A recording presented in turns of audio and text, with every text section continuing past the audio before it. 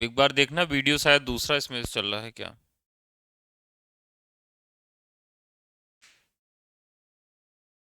Stream की नहीं लगाए थे क्या? वीडियो चल रहा है वहां पे। मेरा चल रहा है, इसमें वही वाला पुराना चल रहा है शायद। एक बार साथियों आप लोग कमेंट करके बता दीजिए वीडियो चल रहा है कि नहीं चल रहा है। जितने भी साथी देख रहे हैं एक बार बता दें कि वीडियो चल रहा है कि नहीं चल रहा है, आवाज आप सबको मिल पा रही है या नहीं मिल पा रही है।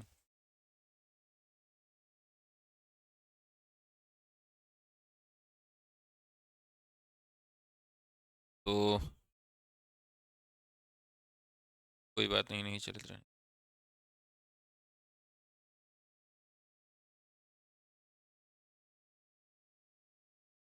साथियों आज बहुत दिन बाद आप लोगों से मुलाकात हो रही है लाइव सेशन में। तो बहुत सारे लोग हो सकता है कि न जुड़ पाएं, उसके पीछे का कारण ये है कि ठीक है कि बहुत दिन बाद क्लास हुई है और पहले से मालूम भी नहीं था। तो चलिए शुरू करते हैं। आज का जो एपिसोड है वो काफी महत्वपूर्ण होने वाला है आप लोगों के लिए। तो आप सब जानते हैं कि हम लोग रीतिकाल पर चर्चा कर रहे थे, रीतिकाल से संबंधित प्रश्नों को सॉल्व कर रहे थे, और उसी दिशा में ये आज का पहला सवाल है। तो जल्दी से आप लोग कमेंट करके बता दीजिए इस पहले सवाल का जवाब। साथियों प्रयागराज में जाम की स्थिति बहुत बदतर है, जिसकी वजह से समय का संयोजन नहीं हो पा रहा है, निश्चित समय पर कोई पहुंच नहीं पा रहा है, और इस वजह से आपकी क्लासेस में भी थोड़ा सा परिवर्तन हो जा रहा है। लेकिन अब ये समस्याएं 2-3 दिन के लिए और रहेंगी, उसके बाद समस्याएं लगभग समाप्त हो जाएंगी। तो आज का पहला सवाल आप सबके स्क्रीन पे दिखाई दे रहा है, फटाफट जवाब दे दीजिए। जीडीसी का विज्ञापन कब तक आएगा? अभी तो होली तक ही इसकी संभावना आप कर सकते हैं। ठीक है, तो चलिए सबसे पहले सवाल की तरफ हम सब रुख अख्तियार करते हैं। आज का सबसे पहला सवाल आपके स्क्रीन पर रहा। देखिए पहला सवाल रहा कि कालक्रम के दृष्टि से रीतिकाल के प्रवर्तक कौन है। देखिए जब हम रीतिकाल के प्रवर्तन की बात करते हैं तो उसके नए नए आधार बनते हैं। क्या आधार बनते हैं? एक तो आधार यह बनता है कि समय के आधार पर, यानी कालक्रम के आधार पर रीतिकाल का प्रवर्तक कौन है। दूसरा आधार साथियों बनता है जिसमें हम ये देखते हैं कि रीति की अविचल परंपरा को आगे ले चलने के आधार पर हम किसको रीतिकाल का प्रवर्तक मानते हैं। तो कुल मिलाकर रीतिकाल के प्रवर्तन में 3 तरह की धाराएं हमको मिलती हैं। कितने तरह की? 3 तरह की। एक धारा जो कि कृपाराम को मानती है। किसको मानती है? कृपाराम, और उनकी पहली रचना हित तरंगिणी से। दूसरी यहां पर चिंतामणि है, ठीक है, चिंतामणि है। और तीसरे यहां पर केशवदास हैं। तो ये यहां पर हमें 3 लोगों के द्वारा यह मिलता है कि भाई कुछ लोग कहते हैं कि कृपाराम के द्वारा होता है, कुछ लोग कहते हैं चिंतामणि के द्वारा होता है, और कुछ लोग कहते हैं कि केशवदास के द्वारा इसकी शुरुआत होती है। यानी कृपाराम जो है उनका 1541 समय है, 1541, और आपके केशवदास 1555 है। चिंतामणि जो है इनका समय थोड़ा सा बाद में है। अगर कालक्रम की दृष्टि से तीनों को हम संयोजित करें, तीनों का समय अगर हम निर्धारित करें, तो चिंतामणि का समय 1643 होता है। ठीक है, 1643।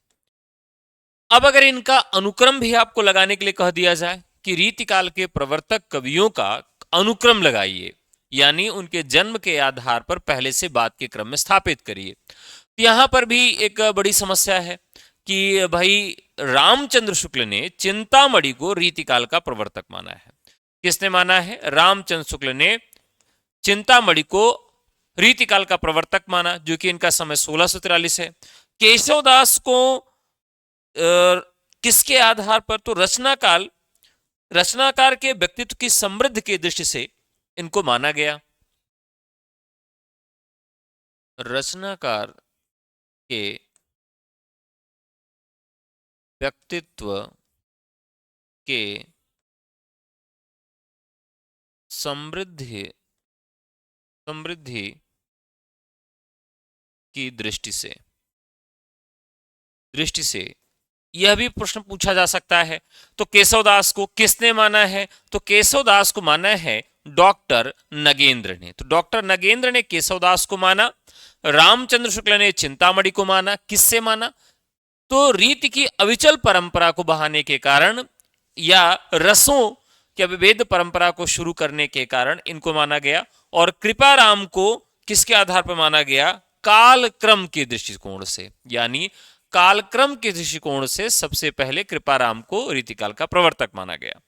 दूसरा सवाल है, रीतिकाल की समय सीमा क्या है? रीतिकाल की समय सीमा क्या है? तो यह भी काफी बहुत महत्वपूर्ण सवाल है कि रीतिकाल की समय सीमा क्या है। देखिए, रीतिकाल की समय सीमा की बात करें तो अलग अलग आचार्यों ने रीतिकाल की समय सीमा को भी अलग अलग तरीके से अभिहित किया है, यानी अलग अलग लोगों ने रीतिकाल का समय निर्धारित किया है। अब अगर ऐसा सवाल आए तो हमारे मन में एक सवाल आता है कि भाई, जब हम रीतिकाल की समय सीमा की बात कर रहे हैं तो यह सवाल किसके दृष्टिकोण से पूछा गया है? रामचंद्र शुक्ल के अनुसार पूछा गया, बच्चन सिंह के अनुसार, किसके अनुसार यह पूछा गया? तो अगर हम शुक्ल के अनुसार देखें तो शुक्ल के अनुसार रीतिकाल का जिन्होंने समय दिया वह 1700 से 1900 संवत तक दिया है। देखिएगा ध्यान से, 1700 से 1900 संवत उन्होंने इसका समय दिया है। और यहां पर कंफ्यूजन हो जाता है। हम क्या देखते हैं? 1700 से 1900 देखते हैं और तुरंत हमको लगता है कि अच्छा ये 1700 से 1900 है, यानी ये वाला सही है। लेकिन यहां पर लिखा हुआ है इसकी वजह से यहां इस तरह से हमको कंफ्यूज नहीं होना है। तो 1700 से 1900 की बात आती है तो संवत में है। ठीक है, रीतिकाल का इसी तरीके से रामकुमार वर्मा ने भी 1700 से 1900 संवत तक का जो समय माना है वह डॉक्टर रामकुमार वर्मा ने माना। यानी रामचंद्र शुक्ल और डॉक्टर रामकुमार वर्मा ने एक ही समय निर्धारित किया है।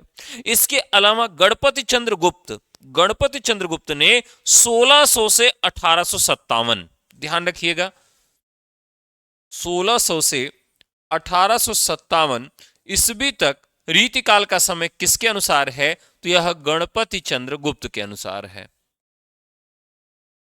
यहां से भी प्रश्न पूछे जाते हैं। ये भी काल विभाजन इनका भी महत्वपूर्ण है, गणपति चंद्र गुप्त का। ठीक है, तो शुक्ल जी का हो गया, रामकुमार वर्मा का भी बहुत महत्वपूर्ण है। अब यहां एक चीज और ध्यान रखिएगा, बच्चन सिंह ने रीतिकाल का समय क्या रखा है? तो 1650 से 1857, 1650 से 1857 ईस्वी तक बच्चन सिंह ने रीतिकाल का समय माना है। अब यहां पर एक और अच्छा चीज हमें समझ में आती है कि यहां भी 1857 की क्रांति तक, यानी भारत का जो प्रथम स्वतंत्रता संग्राम है वहां तक गणपति चंद्रगुप्त भी मानते हैं। और इसी तरीके से 1857 के प्रथम क्रांति तक बच्चन सिंह भी मानते हैं। तो बच्चन सिंह और गणपति चंद्रगुप्त दोनों लोगों ने इसका समय 1857 माना है। ठीक है, आपको हमसे बात करनी है, ठीक है, बात हो जाएगी। जो ऑफिशियल नंबर है टीचर्स एकेडमी का 9628959237, इस नंबर पर आप व्हाट्सएप करके बताएंगे कि हमें सर से बात करनी है, 9628959237, और अपना वास्तविक कारण बताएंगे कि किस वजह से हमको बात करनी है। अगर आपकी समस्या का समाधान वहां से नहीं हो पाएगा तो कॉल कॉन्फ्रेंस में करवा दी जाएगी। ठीक है,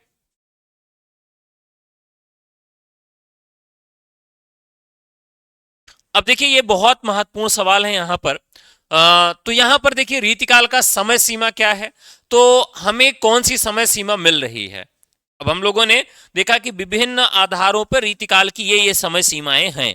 अब इसमें हम कौन सी समय सीमा को सही मानेंगे? ठीक है, चलिए बताइए। तो 1643 से 1843, अब यहां पर हम किसकी समय सीमा को सही जवाब मानेंगे? ठीक है, तो यहां पर 1643 से 1843 ईस्वी। अब आप कहेंगे ये कैसे हो रहा है, तो चलिए हम आपको दिखाते हैं। यानी 1700 से 1900 संवत का जो समय है, 1700 से 1900 संवत का जो समय है, इसमें क्या करेंगे? हम घटाएंगे। कितना घटाएंगे? तो इसमें हम घटाएंगे कितना? कमेंट करके बताइए। ईस्वी बताने के लिए, ईस्वी बनाने के लिए इसमें कितना घटाएंगे? एक बार आप सब कमेंट करके बताएं। पहला तो सही है, ठीक है, लेकिन अगर हम 1700 से 1900 से संवत से अगर हम इसे ईस्वी बनाना चाहें तो इसमें क्या घटाना पड़ेगा? चलिए फटाफट बताइए, कितना घटाना पड़ेगा?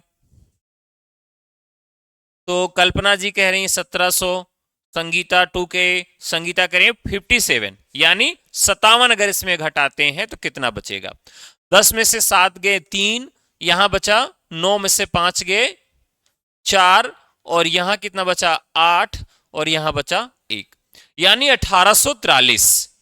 तो ये जो समय है 1900 वाला, ये 1843 है, यानी यहां पर जो समय दिया गया है वह समय दिया गया है ईस्वी में, और जो हम पढ़ते हैं वो पढ़ते हैं संवत में। तो ये प्रश्न तो आसान था लेकिन कठिन हो गया क्योंकि हम जल्दबाजी में इसको संवत नहीं देखे।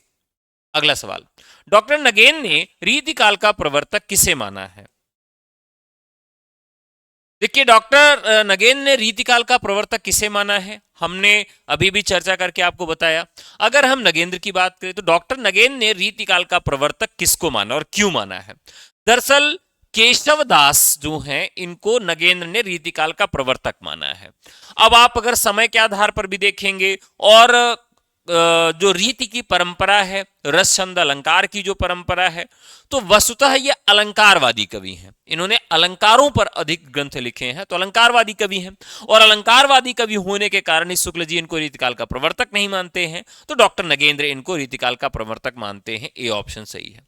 अगला सवाल, आचार्य विश्वनाथ प्रसाद मिश्र ने रीतिकाल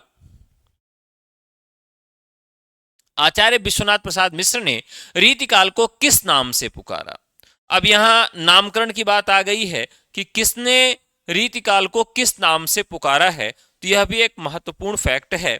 तो जल्दी से आप सब कमेंट करके बताइए कि रीतिकाल को किसने किस नाम से पुकारा है। यानी यहां पर एक सवाल आपसे नामकरण से भी संबंधित पूछा जाता है। चलिए फटाफट बताइए रीतिकाल का नामकरण। देखिए यहां पर रीति काव्य अगर हम रीति काव्य की बात करें, रीति काव्य की बात करें तो जॉर्ज ग्रियर्सन जो हैं, यह रीति काव्य के प्रवर्तक हैं। यानी उन्होंने रीतिकाल को रीति काव्य नाम दिया। अलंकृत काल बहुत महत्वपूर्ण है, आप सबको मालूम होगा। तो अलंकृत काल किसने कहा है? तो अलंकृत होते हैं मिश्र बंधु। तो अलंकृत काल नामकरण किसने किया? मिश्र बंधुओं ने किया। रीतिकाल शुक्ल जी ने किया। श्रृंगार काल मैंने आपको बताया था, श्रृंगार किसका होता है? तो आचार्य विश्वनाथ का होता है, यानी विश्वनाथ भगवान का होता है। तो विश्वनाथ प्रसाद मिश्र हो गए श्रृंगार काल का नामकरण करने वाले। कलाकाल, तो कलाकाल यानी रमाशंकर शुक्ल रसाल। यहां आप देखिए कलाकाल और रमाशंकर शुक्ल रसाल, तो काफी ध्वनि की साम्यता फोनेटिक्स से मिल रहा है, तो आसानी से ये याद रहेगा। अगला सवाल, रीतिकाल की अविरल परंपरा किस कवि से आरंभ होती है? यानी रीतिकाल की जो अविरल परंपरा है वो किस कवि से आरंभ होती है? यह भी काफी अच्छा सवाल है, जल्दी से कमेंट करके बताएं। चलिए फटाफट कमेंट करके बताते रहिए। रीतिकाल की अविरल परंपरा किस कवि से शुरू होती है? अब देखिए यहां पर अब अविरल परंपरा की बात की गई है, तो यह शब्द का प्रयोग कौन करता है? रामचंद्र शुक्ल करते हैं। अब यहां पर केशव दास भी सही उत्तर हो सकते हैं, लेकिन अविरल परंपरा की बात अगर कह रहा है तो यहां पर आपको सावधान रहना है, क्योंकि अविरल परंपरा की शुरुआत कहां से होती है? वह होती है चिंतामणि से। यानी यहां पर शुक्ल जी का नाम बिना नाम दिए हुए भी उत्तर किसको चाह रहा है कि उत्तर में आप चिंतामणि ही रखें। ठीक है, अगला सवाल, जसवंत सिंह के प्रभाव हैं भाषा भूषण पर किन ग्रंथों का? ठीक है, यानी जसवंत सिंह का जो ग्रंथ है भाषा भूषण, इस पर किन ग्रंथों का प्रभाव है? देखिए अब इस ग्रंथ का ही नाम क्या है? इस ग्रंथ का नाम है भाषा भूषण। अब यह एक चीज और आपसे पूछी जा सकती है कि भाषा भूषण जो ग्रंथ है यह किस तरह का ग्रंथ है, यानी किस तरह का काव्यांग है? ये रस पर आधारित है, छंद पर आधारित है, अलंकार पर आधारित है, इनमें से किसी पर आधारित नहीं है। तो यहां पर जब रस छंद और अलंकार की बात आती है तो भाषा का भूषण है भूषण का मतलब अ लगा दे तो आभूषण हो जाएगा, और आभूषण किसे कहते हैं, अलंकार के लिए भी हम प्रयोग कर सकते हैं। तो राइट आंसर हो जाएगा ये अलंकार विषयक ग्रंथ है। लेकिन यहां पर अलंकार विषयक नहीं पूछा है, पूछा है कि इस पर किन किन ग्रंथों का प्रभाव है। तो देखिए, अब यहां देखिए, जितने भी ग्रंथ आपके अलंकार से संबंधित हैं उन्हीं ग्रंथों का इस पे प्रभाव होगा। तो अलंकार से संबंधित ग्रंथ कौन से हैं, कुवलयानंद ग्रंथ है, चंद्रालोक है और काव्य प्रकाश है। तो ये तीनों ग्रंथ जो है वो अलंकार से संबंधित हैं। तो इस तरीके से जसवंत सिंह के जो भाषा भूषण है उस पर किन ग्रंथों का प्रभाव है, तो कुवलयानंद, चंद्रालोक और काव्य प्रकाश का है। अगला सवाल है, रीति शब्द का सामान्य अर्थ क्या है। देखिए, आप रामचरितमानस या रामकथा जब सुनते हैं तो वहां एक चौपाई खूब आती है कि रघुकुल रीति सदा चली जाई, प्राण जाए पर वचन न जाई। वहां रीति शब्द का प्रयोग किया जाता है। तो वहां रीति शब्द का जब प्रयोग किया जाता है तो रीति शब्द का अर्थ क्या होता है, एक परंपरा, एक परिपाटी, ठीक है, एक धारा जिस पर सभी क्या कर रहे हैं, चल रहे हैं। तो यहां पर रीति का तात्पर्य हमें किससे लेना होता है। अब लेकिन कई बार हो सकता है कि आपसे प्रश्न पूछे कि रीति शब्द की व्युत्पत्ति किस प्रकार से हुई है, ठीक है। रिंग शब्द है, रिंग शब्द में इसमें क्या जुड़ता है, इक्तिन प्रत्यय जुड़ता है। तो रिंग धातु में इक्तिन प्रत्यय अगर हम जोड़ते हैं तो हमारा रिंग धातु में औक्तिन प्रत्यय अगर हम जोड़ते हैं तो हमारा शब्द बनता है रीति शब्द। और रीति शब्द जो बनता है वह संस्कृत के शब्द से ही बनता है, ठीक है। और इसका मतलब क्या होता है, इसका मतलब होता है परंपरा, परंपरा, पद्धति और शैली।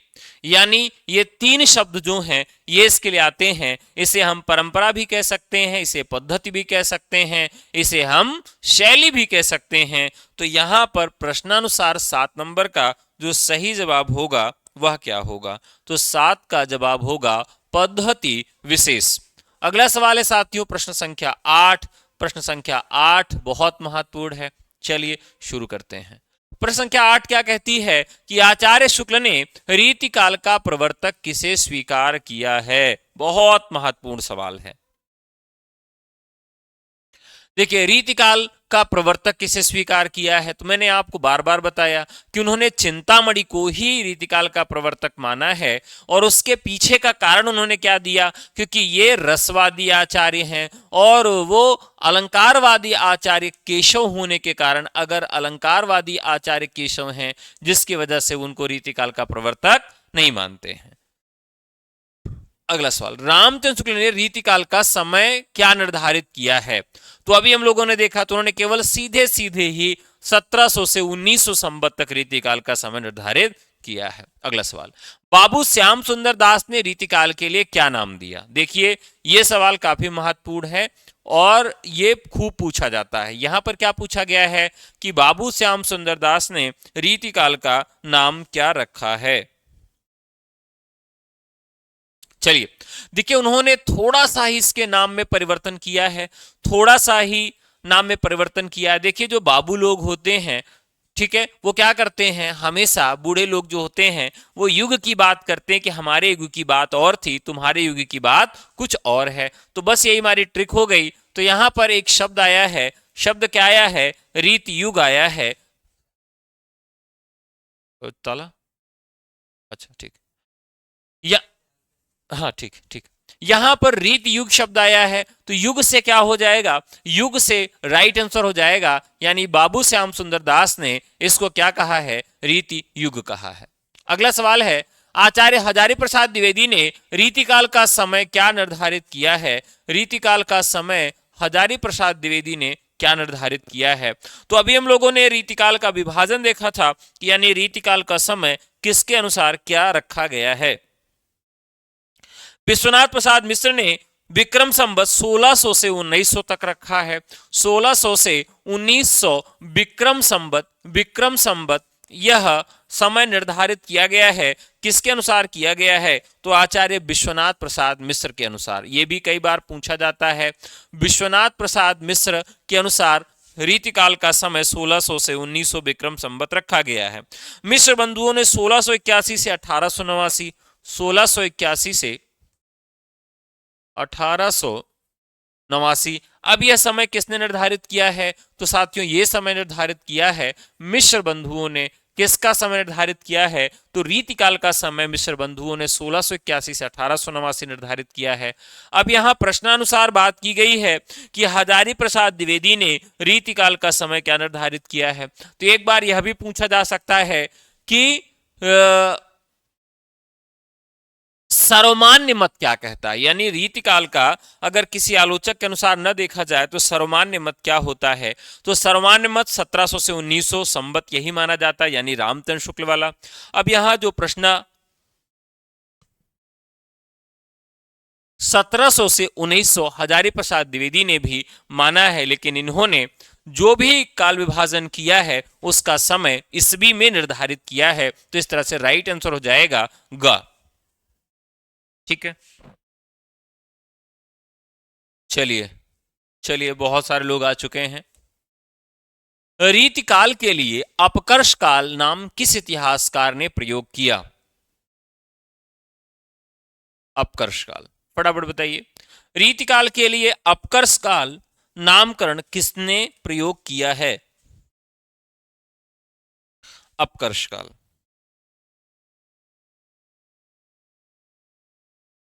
चलिए, अब देखिए यहां पर अपकर्ष, अपकर्ष यानी किसी के यहां अगर गणपति की पूजा नहीं होगी। क्लास रुक रही है क्या? नहीं, क्लास तो नहीं रुक रही है। अपकर्ष कब होगा? अपकर्ष कब होगा? जब कोई गणपति की पूजा नहीं करेगा। जब अगर कोई गणपति की पूजा नहीं करेगा तब क्या होता है? अपकर्ष होता है, ऐसे याद रखिएगा। यानी गणपति चंद्र गुप्त इसका राइट आंसर हो जाएगा। ठीक है, इसी तरीके से रीति काव्य कई बार पूछा जाता है। रीति काव्य पूछा जाता है, रीति काव्य और रीतिकाल। हो सकता है कि आपसे इन दोनों में अंतर पूछ ले कि भाई अच्छा आप यही बता दो कि रीति काव्य और रीतिकाल में अंतर क्या होता है। रीति काव्य क्या है? यह एक नामकरण है। नामकरण किसके द्वारा किया गया? तो ग्रियर्सन के द्वारा इसका नामकरण किया गया। किसके द्वारा? ग्रियर्सन के द्वारा इसका रीति काव्य नामकरण किया गया। और रीतिकाल नामकरण किसने किया? तो आचार्य रामचंद्र शुक्ल ने किया। यानी रीतिकाल किसका द्योतन कराता है? समय का कराता है। और रीतिकाव्य क्या कराता है? यह शैली विशेष का, ठीक है, शैली विशेष का, पद्धति विशेष का द्योतन कराता है। तो यह मुख्य रूप से इसमें अंतर हो जाता है। ठीक है, चलिए यहां पर राइट आंसर हो गया। अगला सवाल देखते हैं। रीतिकाल को अलंकृत काल किसने कहा? यह भी महत्वपूर्ण सवाल है लेकिन आसान है, तो जल्दी से जवाब दे देंगे जिससे हम लोग अगले सवाल पे चलें। तो अलंकृत मिश्र बंधु। ग्रियर्सन ने अपने इतिहास ग्रंथ के 7वें अध्याय को क्या नाम दिया है? ग्रियर्सन ने अपने इतिहास के 7वें अध्याय को क्या नाम दिया है? एक चीज याद रखिएगा, ग्रियर्सन का जो काल विभाजन और नामकरण है वो काफी महत्वपूर्ण है। ठीक है,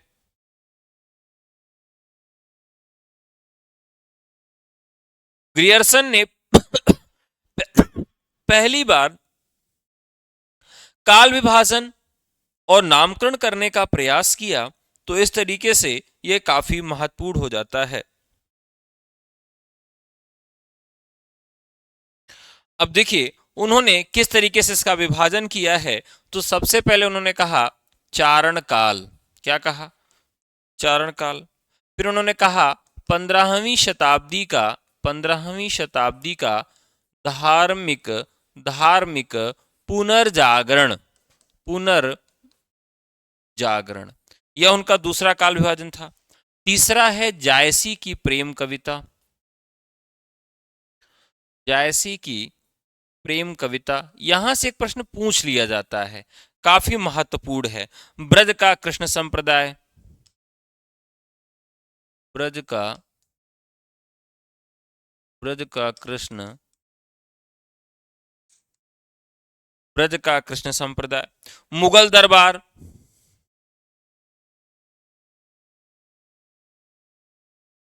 मुगल दरबार। अब मुगल दरबार के बाद क्या आता है? तुलसीदास,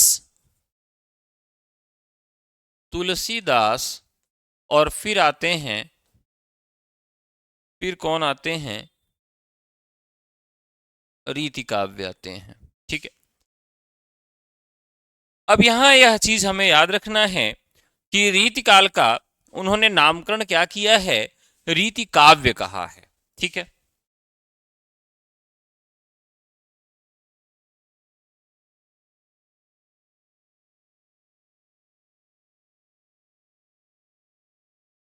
चलिए, तो यहां पर इसे हम कैसे याद करेंगे? यानी सबसे पहले आदिकाल आया, फिर आदिकाल के बाद 15वीं शताब्दी आया, फिर जायसी आ जाएंगे, फिर जायसी के बाद भक्ति काल में ब्रज कविता आएगी, ब्रज कविता के बाद फिर मुगल दरबार आएगा, मुगल दरबार में तुलसीदास जाएंगे, फिर रीति काव्य आएगा, फिर धार्मिक पुनर्जागरण होगा ना, सॉरी रीति काव्य आएगा। तो यहां तक की जो दूरी है उस तरह से रहेगी।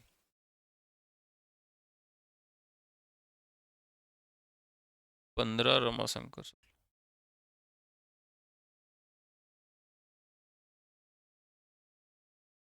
ठीक है। रीतिकाल को कला काल किसने कहा है? रीतिकाल को कला काल किसने कहा है? तो डॉक्टर नगेंद्र, रामकुमार वर्मा, रमाशंकर शुक्ल रसाल और आचार्य रामचंद्र शुक्ल। बताइए, तो इसका राइट आंसर तो आप सब जानते होंगे, रमाशंकर शुक्ल रसाल राइट आंसर। कौन सा काव्य दरबारी काव्य कहलाता है? संत काव्य, कृष्ण काव्य, राम काव्य या रीति काव्य? देखिए, जो रीति काव्य है इसको हम दरबारी काव्य कहते हैं। दरबारी काव्य का मतलब क्या होता है? वह काव्य जो दरबार में लिखा जाए, ठीक है, और किसके लिए लिखा जाए? किसी राजा के लिए लिखा जाए। तो रीतिकाल में क्या था कि ज्यादातर रचनाएं जो हैं वह किसी राजकुमार को शिक्षा देने के लिए लिखी गई। किसके लिए लिखी गई? किसी राजकुमार को शिक्षा देने के लिए लिखी गई या राजा को प्रसन्न करने के लिए लिखी गई। तो यह रचनाएं जब हम किसी दरबार में लिखते हैं और किसी निमित्त लिखते हैं तो उसको हम किसके अंतर्गत रखते हैं? दरबारी काव्य के अंतर्गत रखते हैं। अगला सवाल, निम्न में से रीतिकाल की सर्वाधिक प्रधान प्रवृत्ति है? श्रृंगारिकता, युद्धों का वर्णन, विलासिता का भाव या प्रकृति चित्रण? देखिए, यहां पर सारी लगभग विशेषताएं आपकी रीतिकाल की है, लेकिन एक विशेषता आपको ऐसी बतानी है जो रीतिकाल की विशेष विशेषता है, ध्यान रखिएगा। अब कई लोगों ने इसको श्रृंगार काल कहा, तो रामचंद्र शुक्ल कहते हैं कि रसों की प्रचुरता के कारण यदि इसको कोई श्रृंगार काल कहता है तो कह सकता है, यानी शुक्ल जी को श्रृंगार काल नाम पर कोई आपत्ति नहीं लगती है, अलंकृत काल पर भी आपत्ति नहीं लगती है। तो यहां पर क्या है? श्रृंगारिकता जो है वह इसका प्रमुख है। युद्धों का वर्णन जो है वो आदिकाल में भी मिलता है, विलासिता का भाव आदिकाल में भी मिलता है, और प्रकृति का चित्रण तो कई कालों में मिलता है। लेकिन श्रृंगारिकता जो है प्रमुखतः कहां देखने के लिए मिलती है? तो वह यही मिलती है। तो यह इसका राइट आंसर हो जाएगा। अगला सवाल, जिन कवियों ने शास्त्रीय ढंग पर लक्षण तथा उदाहरण प्रस्तुत कर अपने ग्रंथों की रचना की है वो क्या कहलाते हैं? देखिए, रीतिकाल में तीन तरह के कवि हुए। रीतिकाल में तीन तरह के कवि हुए। पहले तरह के कवि वे हुए जिन्होंने क्या लिखा? लक्षण ग्रंथ लिखा और उदाहरण उन प्रस्तुत किए, ठीक है, और उन्होंने क्या किया? साहित्य शास्त्र से संबंधित ग्रंथ लिखे। साहित्य शास्त्र क्या था? तो जिसको आप काव्य शास्त्र कहते हैं उसे संस्कृत में साहित्य शास्त्र कहा जाता है, यानी जो काव्य का नियम है। तो जिसने काव्य का नियम भी लिखा और उससे संबंधित लक्षण उदाहरण भी लिखे, ऐसे कवियों को हम रीतिबद्ध के अंतर्गत रखते हैं। ऐसे कवियों को हम रीतिबद्ध के अंतर्गत रखते हैं। जिन कवियों ने इस तरह का लक्षण और उदाहरण नहीं लिखा और केवल इस नियम का ही परिपालन किया, ऐसे कवियों को हम रीति सिद्ध कवियों के अंतर्गत रखते हैं। ऐसे कवियों को हम रीति सिद्ध कवियों के अंतर्गत रखते हैं, जैसे आपके बिहारी हो गए। और तीसरी परिपाटी है जिन्होंने ना तो लक्षण ग्रंथ लिखा और ना ही उन्होंने उस नियम का पालन किया जो साहित्य शास्त्र हिंदी के लिए लिखा गया था। वो अपनी ही उन्मुक्त चेतना के आधार पर, व्यक्तिगत वेदना के आधार पर कविता लिखते हैं और वो रीति मुक्त कवि कहलाते हैं। तो इस तरीके से जो राइट आंसर होगा साथियों 18वें का, वो होगा रीतिबद्ध। ठीक है। अब अगर हम बच्चन सिंह की बात करें तो इसी रीतिबद्ध को बच्चन सिंह क्या कहते हैं? बद्ध रीति कहते हैं। ये आपको याद रखना होगा। ठीक है, अगले सवाल पे, रीतिकालीन काव्य को मुख्यतः कितने भागों में बांटा जाता है? रीतिकालीन काव्य को मुख्यतः कितने भागों में बांटा जाता है? तो अभी हम लोगों ने देख लिया था, रीतिबद्ध, रीति सिद्ध और रीति मुक्त, 3 भागों में। आचार्य शुक्ल ने रीतिकाल को किन 2 भागों में बांटा है? यानी शुक्ल जी ने रीतिकाल को किन 2 भागों में विभाजित किया है? चलिए, दरअसल शुक्ल जी की जब पुस्तक पढ़ते हैं, जब हम शुक्ल जी की पुस्तक पढ़े थे तो उन्होंने क्या किया था? उन्होंने रीति ग्रंथकार व अन्य कवि, तो एक में उन्होंने सभी रीति ग्रंथकार कवियों को रख दिया था और दूसरे में उन्होंने किसको रख दिया था? सभी अन्य कवियों को रख दिया था। तो इस तरीके से रीति ग्रंथकार कवि और अन्य कवि, ये 2 श्रेणियां उन्होंने बना दी थी। तो इस प्रकार से राइट आंसर आपका हो जाएगा। ठीक है, बच्चन सिंह की बात करें तो बच्चन सिंह क्या करते हैं? उन्होंने इसका विभाजन कुछ अलग तरीके से किया। ठीक है, तो इसका जो विभाजन है ये कई बार पूछा गया है, इसको आप आसानी से याद भी रखिएगा। अब उन्होंने क्या इसका किया? रीति चेतस और काव्य चेतस। ठीक है, हाँ, रीति चेतस और काव्य चेतस कई बार पूछा गया प्रश्न है। रीति चेतस और काव्य चेतस, अब ये किसने विभाजन किया है? तो बच्चन सिंह ने किया है। किसने किया है साथियों? तो बच्चन सिंह ने किया है। तो ये बच्चन सिंह इसके राइट आंसर हो जाते अगर इस तरह का प्रश्न बनता। तो यहां पर शुक्ल जी हैं, इसलिए घ उत्तर सही है। रीतिकालीन काव्य ग्रंथों की काव्य भाषा क्या थी? रीतिकालीन काव्य ग्रंथों की काव्य भाषा क्या थी? देखिए, पूरा रीतिकाल का जो काव्य है वो ज्यादातर लिखा गया है ब्रज भाषा में, लेकिन कुछ काव्य ऐसे भी आपको मिलेंगे जो ब्रज के साथ साथ आपको संस्कृत भाषा में भी मिलेंगे। यानी संस्कृत भाषा में भी कुछ काव्य लिखे गए हैं, लेकिन ज्यादातर जो काव्य लिखे गए हैं वो ब्रज भाषा में ही लिखे गए हैं। अगला सवाल, रीतिकाल नाम में आए रीति शब्द का क्या अर्थ है? रीतिकाल नाम में आए रीति शब्द का क्या अर्थ है? तो अभी अभी हम लोगों ने रीति में इस शब्द की व्युत्पत्ति के विषय में देखा था कि रीति शब्द की व्युत्पत्ति का मतलब क्या होता है।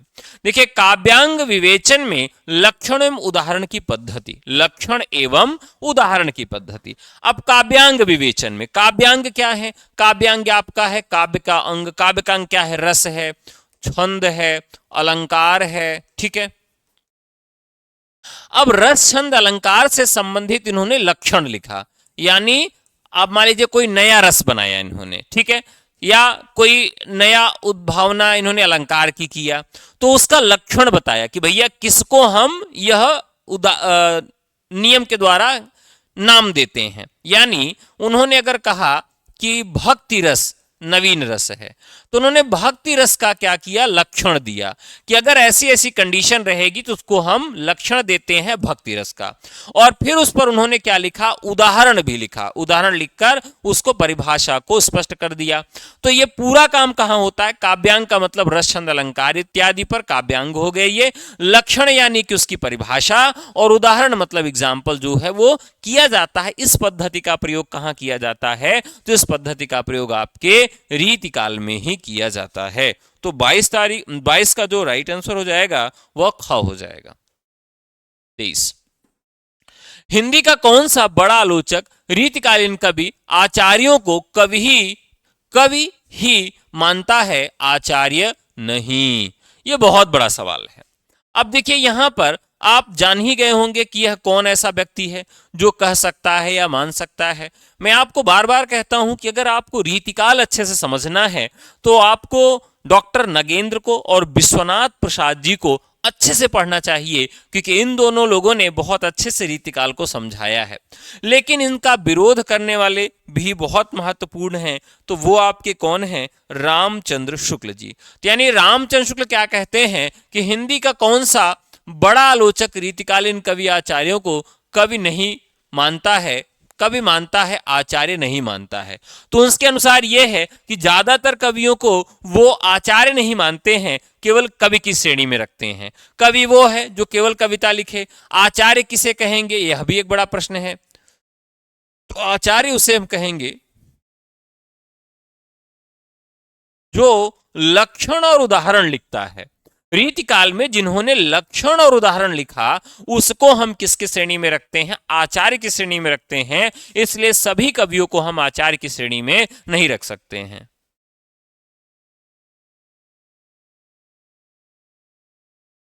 अगला सवाल, लक्षण ग्रंथ का अर्थ क्या होता है। अभी अभी हम लोगों ने लक्षण ग्रंथों पर बात किया था कि लक्षण ग्रंथ जो हैं उनका अर्थ क्या होता है।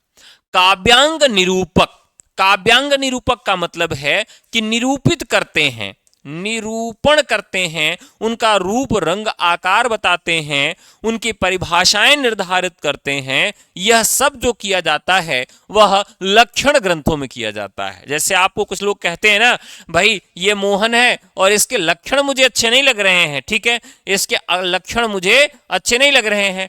जैसे कोविड का लक्षण हुआ, भाई इसको कोविड हुआ है, तो भाई ठीक है, क्या लक्षण था, तो उन्होंने लक्षण दिया कि अगर नाक टपक रही है तो इसका मतलब ये हो गया कि इसकी लक्षण है और इसको कोविड हुआ है। यानी लक्षण का मतलब ये है कि परिभाषा के द्वारा, नियमों के द्वारा उसको संपादित किया जाता है और उसको स्पष्ट करने के लिए फिर उदाहरण लिखे जाते हैं। काव्यांग क्या है, रसछंद अलंकार है। रीतिकाल में किस तरह के ग्रंथों का आधार भानुदत्त की कृति रसमंजरी रही है। देखिए रसमंजरी बहुत महत्वपूर्ण कृति है, तो इसे आप जरूर याद रखिएगा। अब यहाँ पर रीतिकाल में ऐसे भी ग्रंथों को हमें याद रखना है जो विभिन्न काव्यांगों के अंतर्गत ही हम इसको पढ़ते हैं, ठीक है।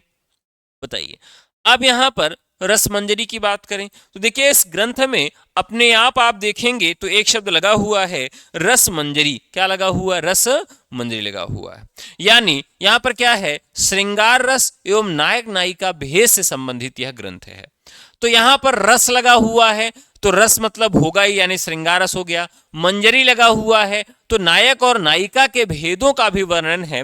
तो कई बार यहां पर यह प्रश्न कंफ्यूज कर देता है कि केवल श्रृंगार रस से संबंधित ग्रंथ है या श्रृंगार के साथ साथ नायक नायिका भेद का भी ग्रंथ है,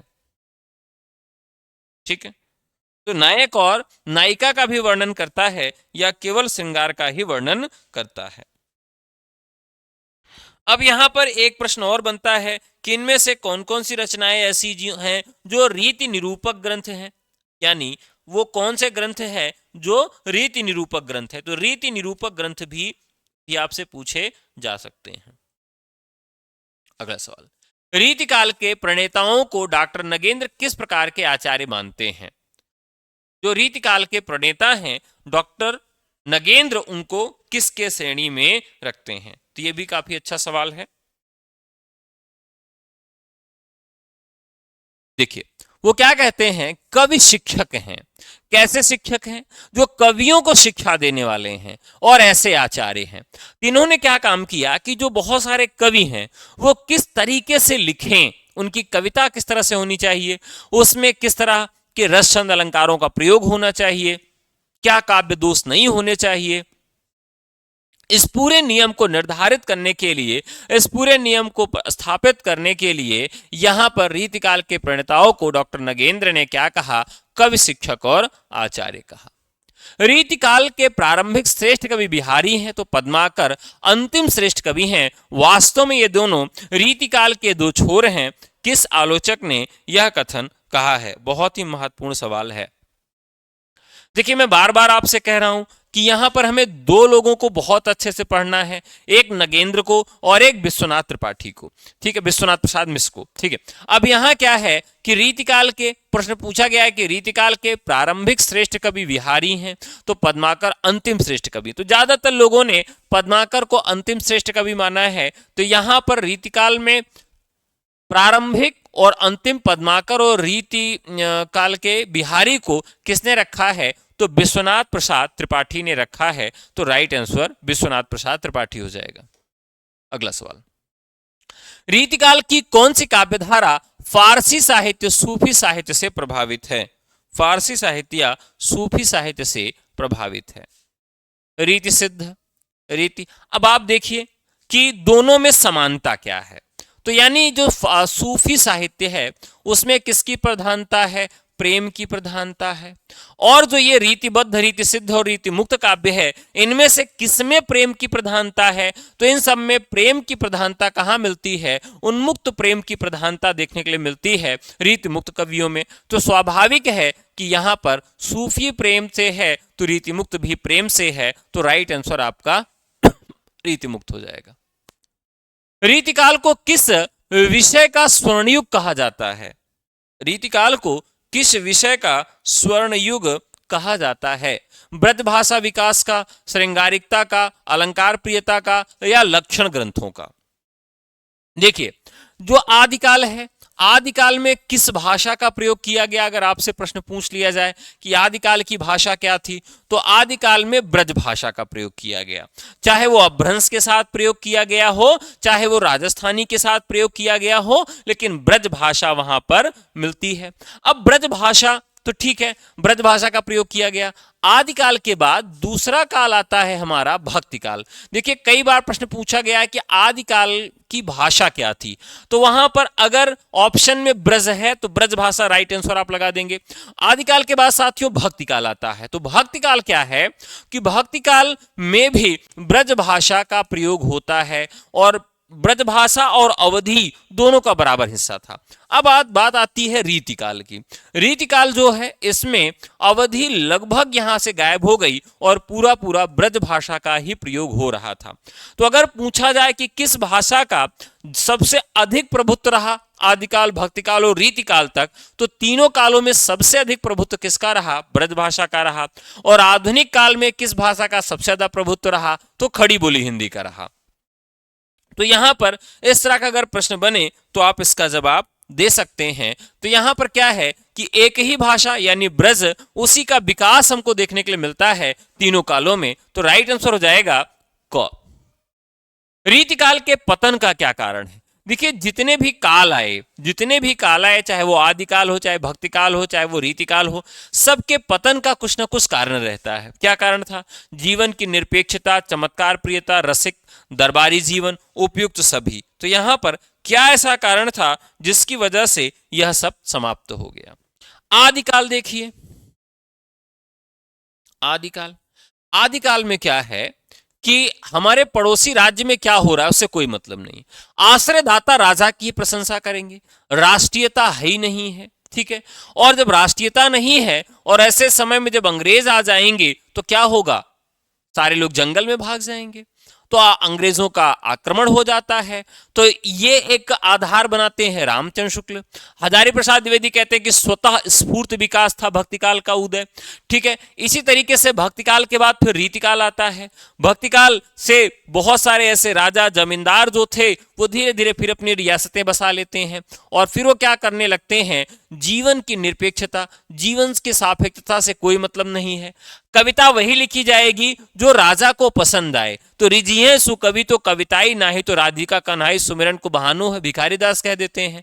तो कवि के दरबार में रह रहा था, कवि दरबार में रह रहा था और कवियों के लिए एक रोजगार था दरबार में रहना, तो दरबार के लिए ही कविता लिखी जाती थी। यानी उनके पुत्र को, पुत्रियों को, कई बार तो राजा की प्रेमिकाओं को, राजा की गणिकाओं को शिक्षा देने के लिए कवियों से रचनाएं करवा ली जाती थी। और जो रचनाएं करवाई जाती थी उसमें चमत्कार होना आवश्यक था। अगर चमत्कार नहीं होगा तो कविता ही नहीं है, इसीलिए चमत्कार प्रियता थी। रसिक दरबारी जीवन, ठीक है। कवि भी खूब दरबारी है। कई बार राजा और जो कवि हैं, अब सुजान वाले केस में देख लीजिए, दोनों लोग एक ही लोगों से प्रेम करने लगते हैं, तो यह भी देखने के लिए मिलता है। तो रसिक दरबारी जीवन, तो यहां पर उपयुक्त सभी हो जाएगा, ठीक है। अगला सवाल, रीति कवियों का नारी विषयक दृष्टिकोण भले ही सामंतवादी, भोगवादी रहा हो, लेकिन उनकी निजी प्रवृत्ति किस प्रकार थी? परकीय प्रेम की, गृहस्थिक प्रेम की, काल्पनिक प्रेम की, सूक्ष्म और अशरीरी प्रेम की? देखिए, ये आज का क्वेश्चन ऑफ द डे है, बहुत बढ़िया सवाल है। देखिए, जैसे आप कह देते हैं ना, अरे भैया ये मुंह का बांवर है, मतलब कुछ भी बोलता रहता है लेकिन दिल का साफ है, ना। कहते भैया बहुत मजाक करते हैं लेकिन दिल के बहुत साफ हैं। तो ऐसे जो रीतिकाल के कवि हैं उनके यहाँ आप कविताओं में देखेंगे तो अश्लीलता भरी पड़ी है, लेकिन वास्तविकता क्या है कि प्रक्रिया प्रेम नहीं है, यानी दूसरे के लिए प्रेम, विवाह के इतर प्रेम वो नहीं ढूंढते हैं, गृहस्थिक प्रेम में भी नहीं है, दोनों नहीं है, काल्पनिक प्रेम तो है ही नहीं है, सूक्ष्म और अशरीरी प्रेम है। ध्यान रखिएगा, यहां प्रेम में शरीर नहीं है। भले ही उनके यहां अश्लीलता आपको देखने के लिए मिल जाए, लेकिन उनके यहां शरीर नहीं है। प्रेम किस तरह का है? सूक्ष्म और अशरीरी प्रेम देखने के लिए मिलता है। रीतिकाल के संबंध में कौन सा कथन उपयुक्त नहीं है? रीति कवियों ने सामाजिक जीवन के असत अत्यंत मार्मिक चित्र उकेरे हैं। रीतिकाल की प्रधान प्रवृत्ति रीति निरूपण की थी। रीतिकालीन काव्य का प्रधान रस श्रृंगार था। रीति कवियों में राजाश्रय की प्रवृत्ति थी। बताइए, उपयुक्त नहीं है। तो देखिए, सबसे घातक प्रश्न वही होता है जिसमें नहीं लगा होता है, यानी कि एक ही ऐसा है जो नहीं है, बाकी हैं। तो देखिए, रीति कवियों में राजश्रय की प्रवृत्ति थी, तो सबसे ज्यादा देव देखिए वो भटकते रहे क्योंकि उनका किसी से मन ही नहीं मिलता था। और केशवदास देखिए, मतलब ज्यादातर कवि जो रीतिकाल के हैं वो राजाश्रय में थे, एक से अधिक राजाओं के राजाश्रय में थे, तो राजाश्रय की प्रवृत्ति तो थी। रीतिकालीन काव्य का प्रधान रस श्रृंगार था, रस ही की प्रधानता थी, इसीलिए अविचल परंपरा के आधार पर चिंतामणि को रामचंद्र शुक्ल ने रीतिकाल का प्रवर्तक मान लिया। रीतिकाल की प्रधान प्रवृत्ति रीति निरूपण की थी।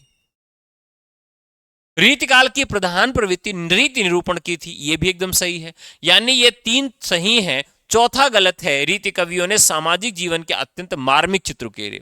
अब उनको समाज से कोई मतलब ही नहीं था, उनको समाज से कोई मतलब नहीं था, ठीक है, क्या चल रहा है समाज में, यानी राष्ट्रीयता का अभाव था।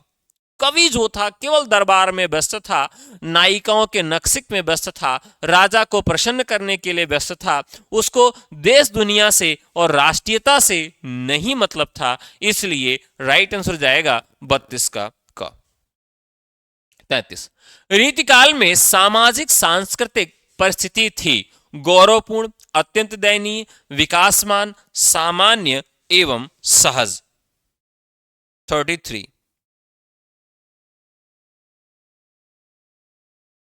देखिए, अत्यंत दयनीय थी। क्यों दयनीय थी? तो रीतिकाल में सामाजिक सांस्कृतिक परिस्थिति कैसी थी?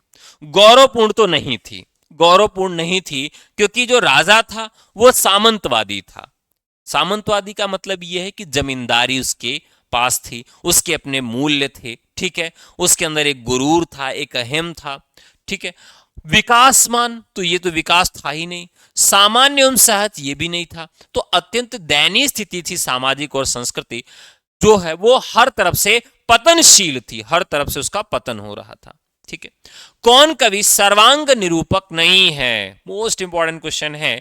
यहां पर बात की गई है ऐसे कवियों की जो सर्वांग निरूपक कवि नहीं है, यानी जिसने सभी के लिए कविताएं नहीं लिखी हैं, सभी अंगों पर, काव्य के सभी अंगों पर कविताएं नहीं लिखी हैं। तो बताइए फटाफट कमेंट करके, काफी अच्छा सवाल है। चिंतामणि, कुलपति मिश्र, घनानंद और देव। अब आप यहां पर बहुत आसानी से सवाल का जवाब दे लेंगे क्योंकि एक कवि आपको दिख रहा है जो हमें इन तीनों से अलग दिख रहा है। चिंतामणि रीतिबद्ध में आएंगे, कुलपति मिश्र रीतिबद्ध में आएंगे, देव भी रीतिबद्ध में आएंगे, घनानंद जो है वो रीति मुक्त में आएंगे। तो ये क्या है कि ये सभी अंगों का निरूपण नहीं करते हैं, ये प्रेम पर कविता लिखने वाले हैं, तो इसलिए घनानंद इसका सही उत्तर हो जाएगा। अगला सवाल है, कौन सा कवि रीतिबद्ध नहीं है? देखिए, ये बहुत महत्वपूर्ण सवाल है। रीतिबद्ध और रीति सिद्ध कवि हैं, तो कुछ ऐसे भी कवि हैं जिनका नाम आपको शायद ही मालूम हो, उनसे संबंधित प्रश्न पूछ लिया जाता है। तो कौन सा कवि रीतिबद्ध नहीं है? नेवाज, सेनापति, दूल्ह और रसनिधि। और ये सारे कवि ऐसे हैं, सारे कवि ऐसे हैं जिनका नाम जो है आप कम सुने हैं, तो इसलिए काफी कंफ्यूजन में ये सवाल गलत भी हो जाता है ना। तो चलिए देखते हैं, तो यहां पर कौन सा कवि रीतिबद्ध नहीं है? रीतिबद्ध नहीं है।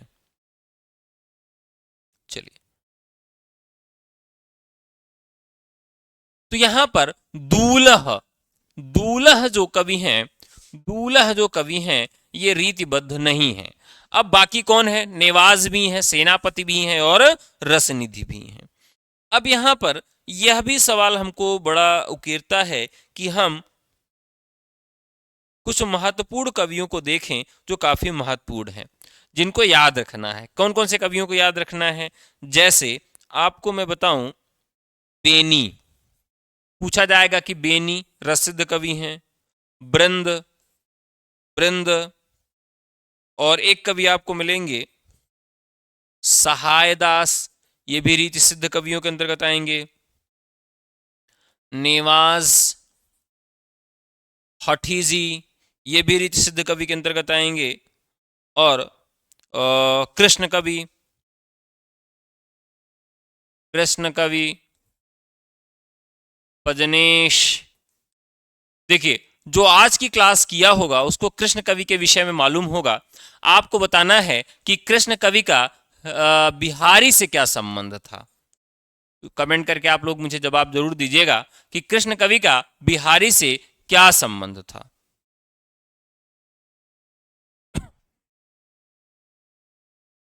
ठीक है, कृष्ण कवि का बिहारी से क्या संबंध था, यह आपको बताना है। ठीक है, तो यहां पर ये राइट आंसर हो गया। अगले सवाल से चलते हैं। रीतिकालीन किस आचार्य का नाम मणिमाल था? वाह, क्या प्रश्न है, बढ़िया सवाल है। रीतिकाल के किस कवि का नाम मणिमाल था? देखिए, दत्तक पुत्र और शिष्य दोनों माने जाते हैं। दत्तक पुत्र और शिष्य दोनों माने जाते हैं। भांजे नहीं थे, दत्तक पुत्र और शिष्य दोनों, उनको उन्होंने गोद लिया था। इसीलिए उन्होंने अपने पिताजी यानी बिहारी जो उनके दत्तक पिता थे, उनकी कृति सतसई पर उन्होंने टीका लिखा था। रीतकालीन किस कवि का आचार्य मणिमाल था? तो यहां राइट आंसर हो जाएगा चिंतामणि। राइट आंसर क्या हो जाएगा? चिंतामणि था। अगला सवाल,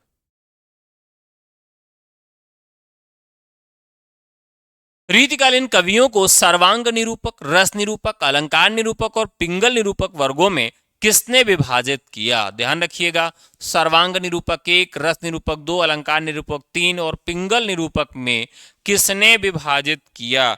ये काफी महत्वपूर्ण सवाल है और ये पूछा गया भी सवाल है। चलिए देखिए, सबसे अच्छा रीतिकाल का विभाजन अगर किसी के द्वारा किया जाता है तो किसके द्वारा किया जाता है? ठीक है, डॉक्टर नगेंद्र। रीतिकालीन कवियों के सर्वांग निरूपक में रस निरूपक, अलंकार निरूपक और पिंगल निरूपक वर्गों में किसने विभाजित किया? तो देखिए, सबसे अच्छा विभाजन किसका था? डॉक्टर नगेंद्र का था। अब यहां एक सवाल और मैं आपसे पूछ रहा हूं। मान लीजिए डॉक्टर नगेंद्र और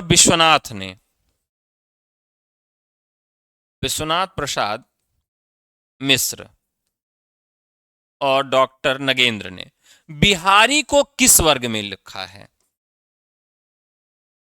बिहारी को किस वर्ग में रखा? ये क्वेश्चन ऑफ द डे है। ठीक है, किस वर्ग में रखा, यह सवाल कई बार पूछा गया है और इसको कमेंट करके मुझे आप जरूर जवाब दीजिएगा।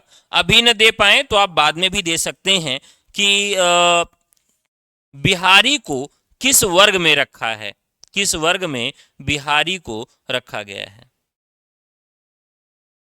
बहुत ही महत्वपूर्ण सवाल है और कई बार पूछा गया है पेपर में।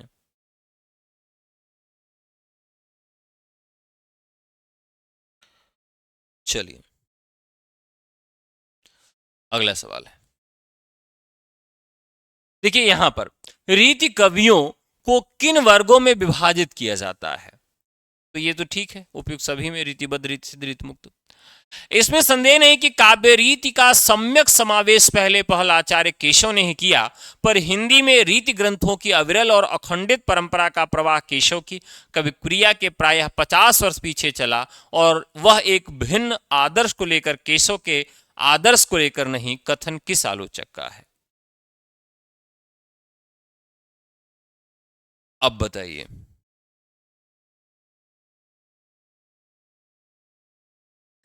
फटाफट बताइए, बहुत महत्वपूर्ण सवाल है ये। देखिए, मैंने अभी फिर से आपको बताया और बार बार बता रहा हूं, ये प्रश्न पूछा जाएगा 100%, आप नोट कर लीजिए कि भैया शुक्ला जी जो थे, रामचंद्र शुक्ल, वो केशव को भक्ति काल में रखते हैं। क्यों रखते हैं? क्योंकि केशव अलंकारवादी कवि थे। केशव की जो रामचंद्रिका है, उसी को आधार बनाकर 50 वर्ष आगे पीछे की बात बताकर चिंतामणि को रीतिकाल का प्रवर्तक मान लेते हैं। कौन? आचार्य रामचंद्र शुक्ल। तो यहां याद रखना होगा, इसमें संदेह नहीं है कि काव्य रीति का सम्यक समावेश पहला आचार्य केशव ने ही किया। हिंदी में रीति ग्रंथों की अविरल और अखंडित परंपरा का प्रवाह केशव की कविप्रिया के प्रायः 50 वर्ष पीछे चला, और वह एक भिन्न आदर्श को लेकर, केशव के आदर्श को लेकर नहीं। कथन किस आलोचक का है? तो राइट आंसर हो जाएगा साथियों, आचार्य रामचंद्र शुक्ल। अरुणदीप जी जवाब दे रहे हैं, नगेंद्र ने रीतिबद्ध बिहारी को, विश्वनाथ ने रीति सिद्ध बिहारी को। बहुत ही महत्वपूर्ण चीज है, ये ध्यान रखिएगा। डॉक्टर नगेंद्र और विश्वनाथ जी एक दूसरे के विपरीत हैं, एक दूसरे से उल्टी बात करते हैं। ठीक है, तो किसको कौन किस श्रेणी में रख रहा है, इससे संबंधित प्रश्न आपके यहां एक प्रश्न पूछा जाएगा, जिसको आप जरूर याद रखिएगा। रीति सिद्ध धारा के प्रधान कवि कौन है? रीति सिद्ध काव्य धारा के प्रधान कवि कौन है?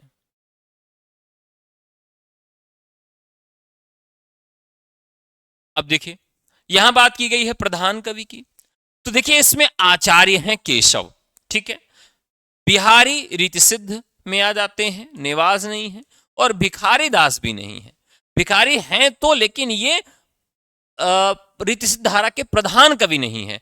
प्रधान कवि कौन है? वो केशवदास हैं। प्रधान कवियों के अंतर्गत हम किसको रखेंगे? केशव को रखेंगे। गागर में सागर ने पंक्ति किसके संदर्भ में? तो आप सब जानते हैं बिहारी, इसमें कोई दिक्कत नहीं है। बिहारी सत्सई में कितने दोहे हैं? अब आप देखिए, तो यह सवाल जो है टीजीटी 2009 में पूछा गया था, और फिर 2021 में भी उसको फिर से पूछ लिया गया। अब बताइए, देखते हैं कितना लोग सही जवाब देते हैं इसका। बेहद आसान प्रश्न, लेकिन उससे भी खतरनाक सवाल।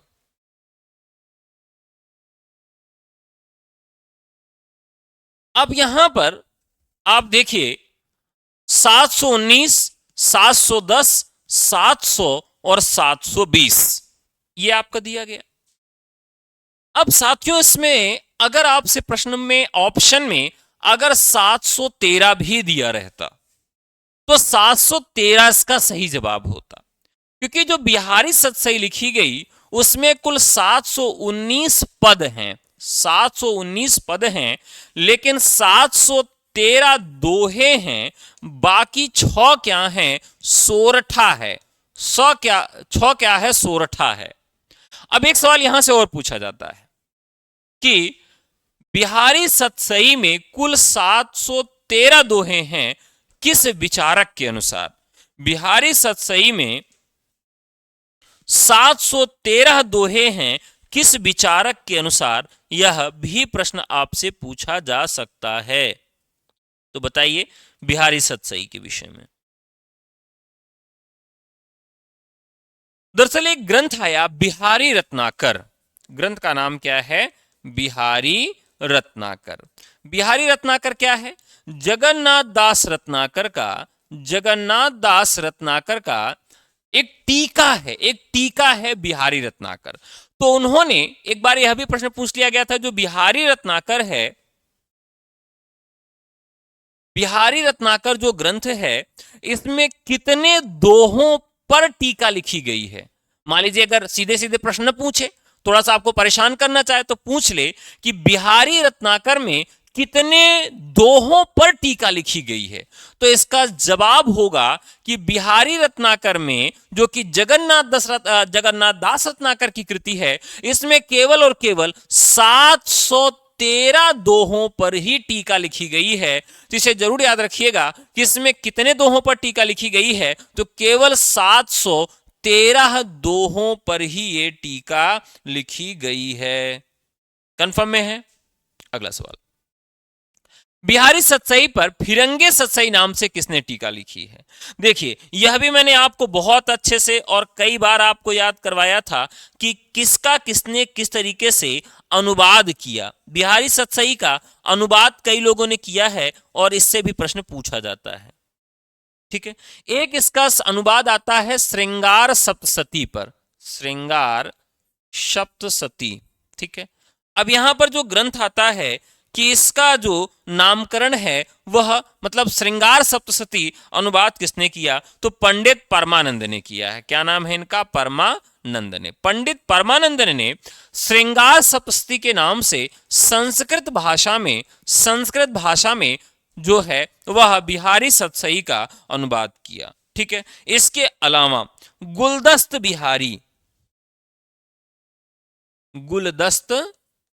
बिहारी। अब आप बताइए, गुलदस्ता आप किसको देते हैं?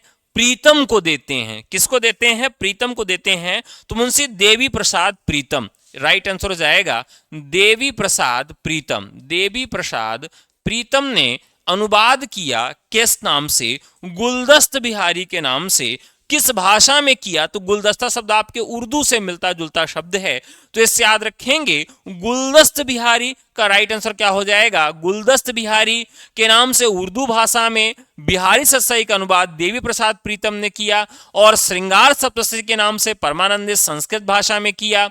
और फिर कौन बच रहे हैं? आनंदी लाल शर्मा। देखिए, फिरंगी लोग क्या करते थे? हर चीज का बहुत आनंद लेते थे, जीवन को बहुत आनंद से जीते थे, यानी फारसी में अनुवाद इन्होंने किया। प्रश्न संख्या 44, दोहा छंद में श्रृंगारी रचना प्रस्तुत करने वाले हिंदी के सर्वाधिक ख्यातिलब्ध कवि हैं? तो ये तो कोई भी बता देगा, बिहारी। सतसैया के दोहे जो नाविक के तीर, ये तो आसानी सवाल। निम्नलिखित में से किस रचना की सर्वाधिक टीकाएं लिखी गई हैं? अब बताइए, सर्वाधिक टीकाएं किसकी लिखी गई हैं? तो यह भी काफी महत्वपूर्ण है सवाल। तो रीतिकाल में सबसे अधिक टीकाएं जो लिखी गई हैं वह बिहारी सतसई की लिखी गई हैं। सबसे अधिक टीकाएं किसकी लिखी गई हैं? तो बिहारी सतसई की। अब अभी हमने देखा था दोहा और सवैया छंद में कृष्ण टीका, दोहा और सवैया छंद में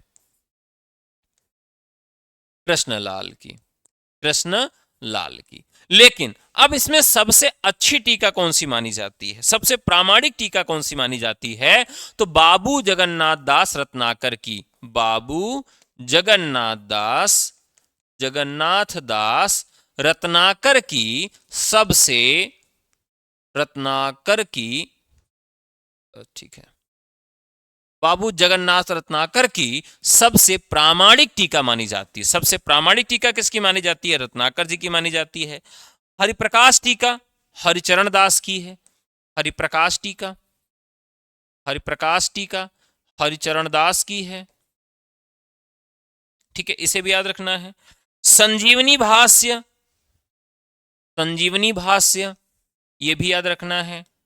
संजीवनी भाष्य ये किसकी है? तो जिसने तुलनात्मक आलोचना की शुरुआत की, यानी हमारे पद्म सिंह शर्मा इसके राइट आंसर हो जाएंगे अगर ऐसा प्रश्न बनेगा तो संजीवनी भाष्य भी क्या है? यह भी एक टीका है। ठीक है, अमर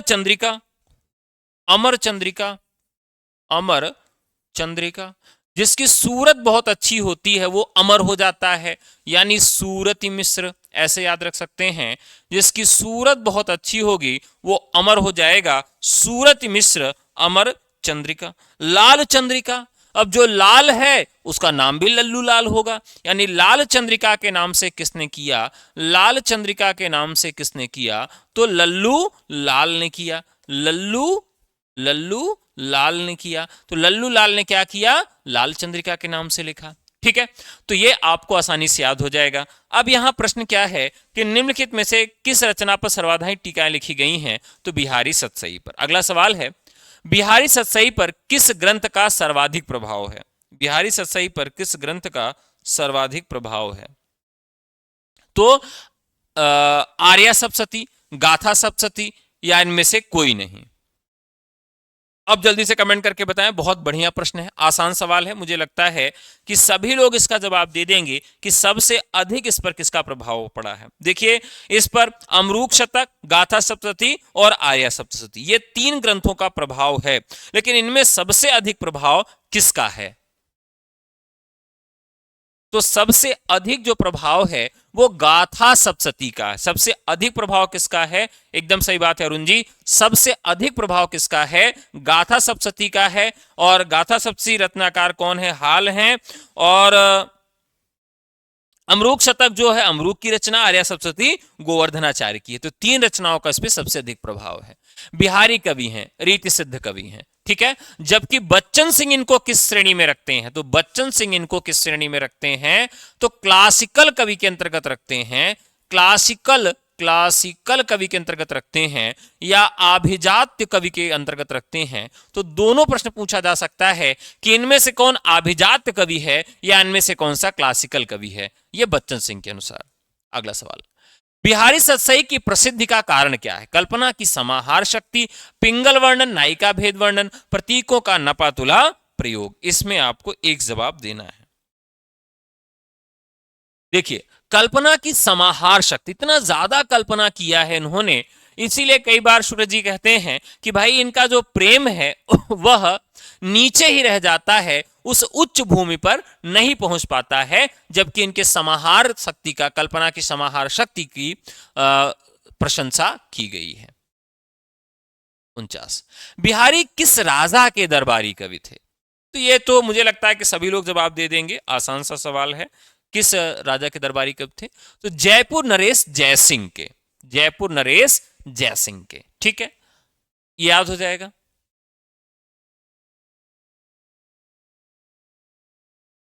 चलिए, और आज का अंतिम सवाल, बिहारी किस संप्रदाय में दीक्षित थे? बिहारी किस संप्रदाय में दीक्षित थे? तो ज्यादातर जो रीतिकाल के कवि मिलेंगे आपको, वो सारे कवि आपको कृष्ण काव्यधारा से प्रभावित मिलेंगे, और बिहारी इस प्रकार से निम्बार्क संप्रदाय से दीक्षित थे, ठीक है। तो आज हम लोगों ने 50 सवाल किया एक एक घंटा में, 1 घंटे से ज्यादा थोड़ा सा लग गया, लेकिन 1 घंटे में हम लोगों ने आज 50 सवाल किया। आज के प्रश्न कैसे लगे? थोड़ा फास्ट भी मैंने कराया, वैसे मैं 1 घंटे में 25 से 30 सवाल कराता हूं, लेकिन आज थोड़ा फास्ट कराया, ठीक है। अगर आप UP TGT, PGT, LT grade, GIC प्रवक्ता, असिस्टेंट प्रोफेसर, केवीएस, एनवीएस और जीडीसी से संबंधित या बीपीएससी टीयर 4 या DSSB से संबंधित कोई भी बैच लेना चाहते हैं, तो आप हमें केवल व्हाट्सएप करिए 9628959237 पर, हमारी टीम आपसे खुद संपर्क करेगी। आज का एपिसोड कैसे लगा जरूर कमेंट करके बताइएगा, फिर जल्दी आपसे मुलाकात होगी। साथियों, इस समय प्रयागराज में हूं, प्रयागराज में बहुत जाम है, बहुत ज्यादा जाम है, जिसकी वजह से आपकी क्लासेस जो है प्रॉपर रेगुलर नहीं चल पा रही हैं। तो पूरी संभावना है कि 12 या 13 तारीख से रेगुलर कक्षाएं आपकी जिस तरह से चलती थी उस तरह से चलने लगेंगी, क्योंकि मैं दिल्ली पहुंच जाऊंगा, ठीक है। तो आज के लिए इतना ही, बहुत बहुत धन्यवाद, नमस्कार, जय हिंद। और अगर अभी प्रयागराज आने के लिए सोच रहे हैं, आने वाले हैं, तो थोड़ा सा टाल दीजिए, थोड़ी सी भीड़ कम होने दीजिए, तब प्रयागराज आइए। बहुत भीड़ है, पेट्रोल खत्म हो गया है, खाने पीने की सुविधाएं नहीं मिल पा रही हैं, सारे ढाबे खाली पड़े हैं, दूध की सप्लाई नहीं हो पा रही, ऑक्सीजन सिलेंडर की सप्लाई नहीं हो पा रही है, कई एम्बुलेंसेस फंसे हुए हैं, 300 किलोमीटर लंबा जाम लगा हुआ है नेशनल हाईवेज पे, तो काफी समस्याएं हैं। तो थोड़ा सा रुक के आइए अगर आप प्रयागराज आना चाहते हैं। तो आज के लिए इतना ही, बहुत बहुत धन्यवाद, नमस्कार, जय हिंद।